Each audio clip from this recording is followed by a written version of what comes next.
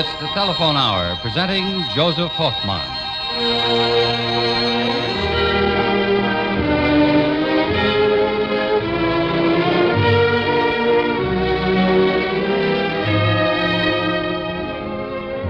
Good evening, ladies and gentlemen, and welcome once again to the Telephone Hour.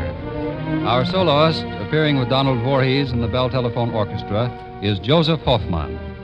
Our program consists of only 3 works, and 2 of them feature Mr. Hofmann. But first, the orchestra opens with a popular piece written by the famous violinist-composer Yeno Hubai. Here is a special arrangement of his brilliant violin work entitled Haya Kati.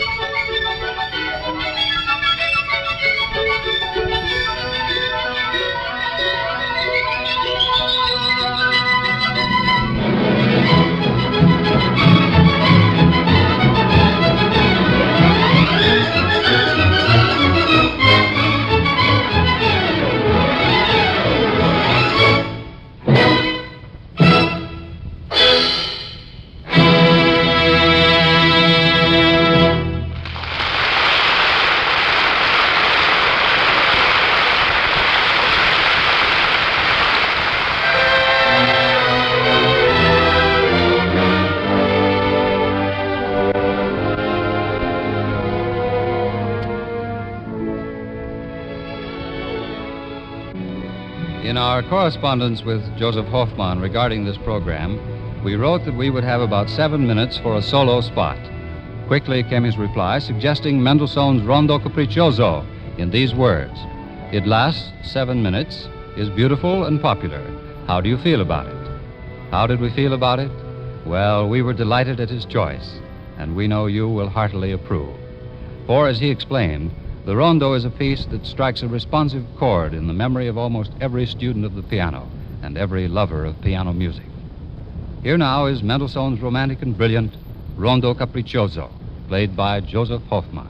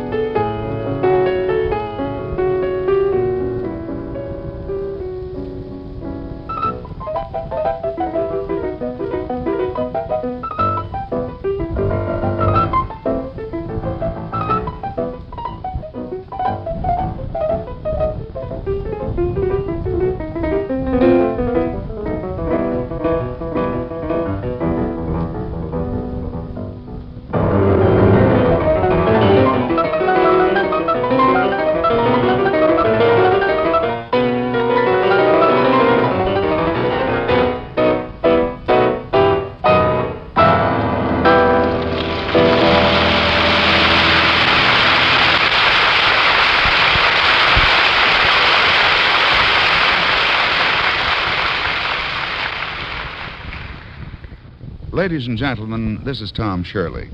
Tonight, if I may, I'm going to step out of my usual role as spokesman on this program for the Bell system and tell you instead about a personal experience I had a short while back. A visit to one of the most fascinating places I have ever seen in my life. It was the long lines operating room of the AT&T company here in New York, the place where long-distance calls into and out of the city are handled, to say nothing of a great many more which are routed through. As I look back, I'm not quite sure what I expected to find when I went there, but I think I had visions of a furious hubbub of some kind.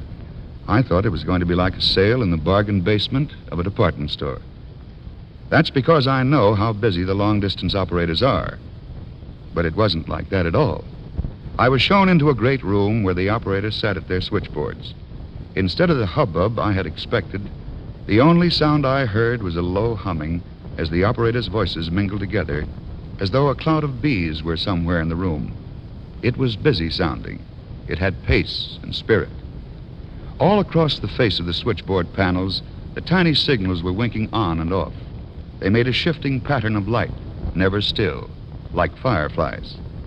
Every light a long-distance call, someone wanting to talk to someone else.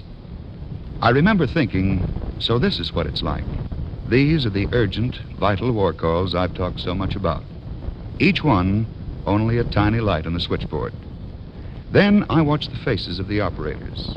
Their expressions were calm but attentive, and with kind of a suppressed friendliness about them, as though they might break into a smile at any moment.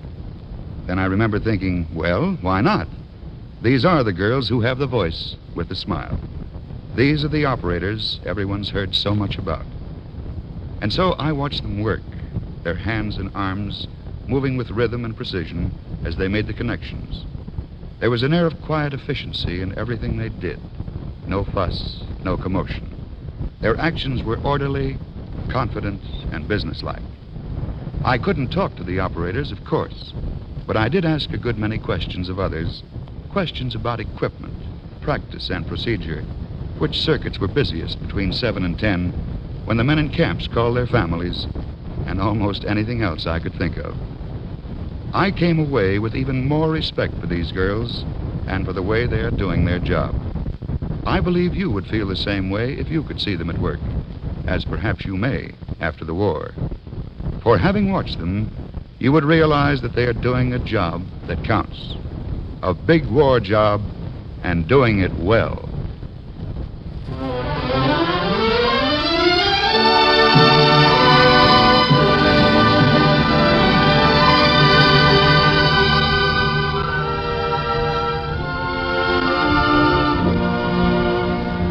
Just 50 years ago this spring, a young man sat at a piano in a large hall in Hamburg, Germany. The audience was watching him expectantly, for here was a youth who, at the age of 18, had already been playing for 10 years with great success in Europe and America. On the podium, the conductor turned and looked at the young soloist and nodded confidently. He knew the boy would not fail, although he had had but 2 short days in which to learn the concerto he was to perform. Well, he played the concerto so perfectly that after he'd finished, the orchestra leader put his arms around the youngster and gave him a big hug. The conductor was Anton Rubinstein. The concerto played was his own. The soloist was his only private pupil, Josef Hofmann. Tonight, half a century later, Josef Hofmann plays again a part of this great piano work. Accompanied by Donald Voorhees and the Bell Telephone Orchestra, he brings us the beautiful first movement of Anton Rubinstein's Concerto No. 4 in D minor. Mr. Hofmann.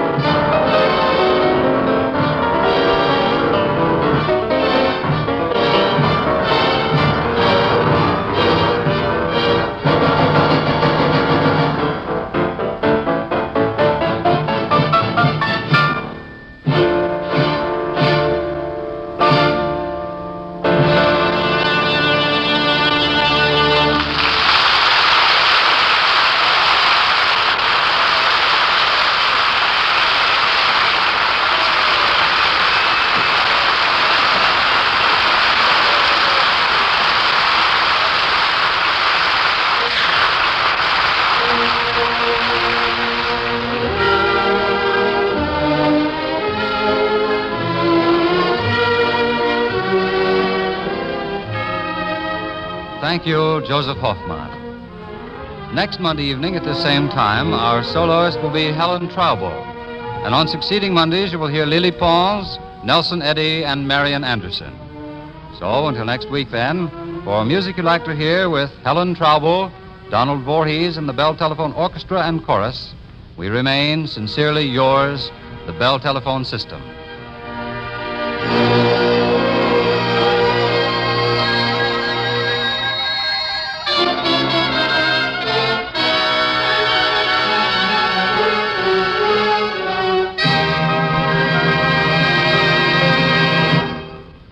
is the National Broadcasting Company.